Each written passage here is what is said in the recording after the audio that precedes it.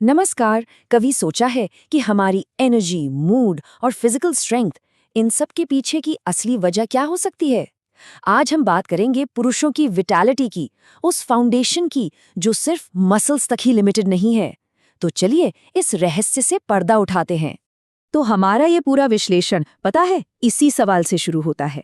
हमारा शरीर ना अक्सर ऐसे सिग्नल्स भेजता है जिन्हें हम रोजमर्रा की थकान या स्ट्रेस समझकर इग्नोर कर देते हैं। आज हम इन्हीं अनदेखे साइंस को और उनके पीछे के बायोलॉजिकल रीजंस को समझने की कोशिश करेंगे। तो इन साइंस को समझने से पहले उस एक चीज को जानना बहुत जरूरी है जो इन सब को कंट्रोल करती है। चलिए सबसे पहले इसकी फाउंडेशन को समझते हैं।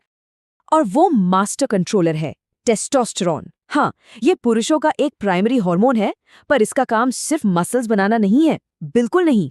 ये लिबिडो, बॉडी में फैट डिस्ट्रीब्यूशन और यहाँ तक कि रेड ब्लड सेल्स की प्रोडक्शन जैसी हर चीज को कंट्रोल करता है। सच में ये एक मल्टीटास्किंग हार्मोन है। अगर इसे और भी सिंपल वर्ड्स में समझना चाहें तो सोचिए ये शरीर की एक मास्टर की है, एक ऐसी चाबी जो एनर्जी, मूड और फिजिकल स्ट्रेंथ के ताले खोलती है। और जाहिर है जब ये चाबी ठीक से काम नहीं करती तो शरीर के कई सिस्टम्स गड़बड़ाने लगते हैं।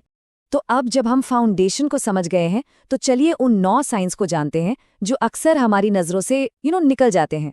सोर्स मटेरियल के हिसाब से इन संकेतों को पहचानना ही इम्प्रूवमेंट की तरफ पहला और सबसे इम्पॉर्टेंट स्टेप है। इन 9 साइंस को ना हम 3-3 के ग्रुप्स में देखेंगे ताकि समझना आसान हो जाए। पहला ग्रुप मेंटल और इमोशनल हेल्थ से जुड़ा है, जहां इसका असर सबसे पहले दिखाई देने लगता है। तो ये 3 साइंस है। पहला, लगातार चिड़चिड़ापन।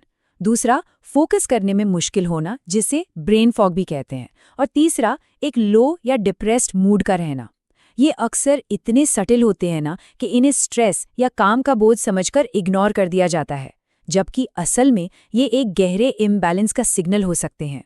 ओके, तो अगला ग्रुप फोकस करता है फिजिकल चेंजेस पर, वो बदलाव जिन्हें फील किया जा सकता है या साफ साफ देखा जा सकता है। यहाँ 3 मेन फिजिकल साइंस हैं। पहला है क्रॉनिक फटीग, मतलब पूरी नींद लेने के बाद भी थका हुआ महसूस करना। दूसरा, बॉडी फैट का बढ़ना, खासतौर पर पेट के आसपास। और तीसरा, मसल मास का कम होना, जिसकी वजह से वर्कआउट के बाद भी वीकनेस फील होती है। और अब आते हैं आखिरी 3 साइंस पर।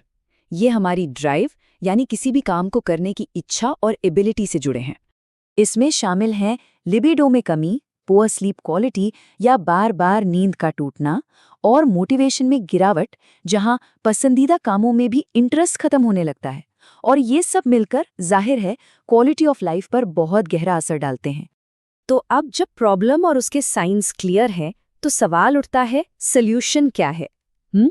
अच्छी खबर ये है कि सोर्स मटेरियल वाइटैलिटी को नेचुरली वापस पाने का एक बहुत ही सीधा और इफेक्टिव रास्ता बताता है। ये सॉल्यूशन 3 मजबूत पिलर्स पर बेस्ड है: फाउंडेशनल न्यूट्रिशन, स्ट्रैटेजिक एक्सरसाइज और ऑप्टिमाइज्ड स्लीप। सुनने में सिंपल लगता है, पर ये एक बेहद पावरफुल फ्रेमवर्क है। चलिए एक एक करके इन्हें जरा पास से देखते हैं। पहला पिलर है न्यूट्रिशन। देखिए, कुछ फूड आइटम्स शरीर के लिए फ्यूल का काम करते हैं, जैसे हेल्दी फैट्स, हरी सब्जियां और हाई क्वालिटी प्रोटीन। वहीं दूसरी तरफ प्रोसेस्ड फूड्स, बहुत ज्यादा शुगर और अल्कोहल, ये शरीर की एनर्जी को ड्रेन कर देते हैं। चॉइस एकदम क्लियर है ना? दूसरा पिलर है एक्सरसाइज, लेकिन कोई भी एक्सरसाइज नहीं। सोर्स मटेरियल खास तौर पर स्ट्रेंथ ट्रेनिंग, जैसे वेट लिफ्टिंग और हाई इंटेंसिटी इंटरवल ट्रेनिंग, यानी हिट पर फोकस करने को कहता है। ये एक्सरसाइजेज हार्मोन प्रोडक्शन को नेचुरली बूस्ट करने के लिए जाने जाते हैं। और तीसरा, लेकिन शायद सबसे इंपॉर्टेंट पिलर है स्लीप। शरीर की रिपेयरिंग और हार्मोन रेगुलेशन का सारा काम रात में ही होता है, इसलिए हर रात 7 से 9 घंटे की डीप अनइंटरप्टेड स्लीप लेना बहुत जरूरी है। ये कोई लग्जरी नहीं है, बल्कि एक बायोलॉजिकल नीड है।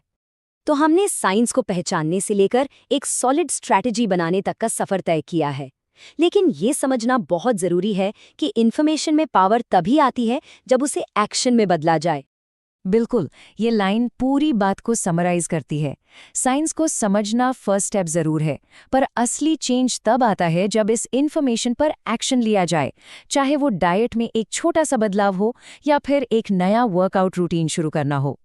तो सवाल ये है कि क्या ये रुककर अपने शरीर के सिग्नल्स को सुनने और अपनी वाइटैलिटी का एक ऑडिट करने का सही समय है?